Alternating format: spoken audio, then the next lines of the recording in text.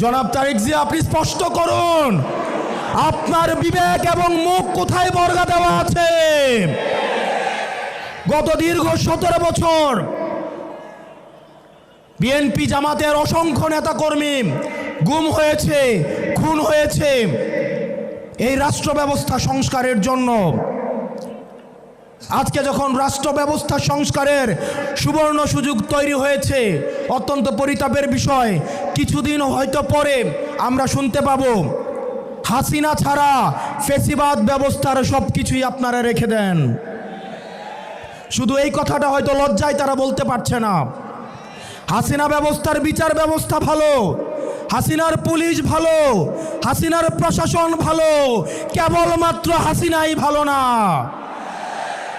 আজকে আপনারা হাসিনার সব কিছুকেই টিকিয়ে রাখতে চাচ্ছেন।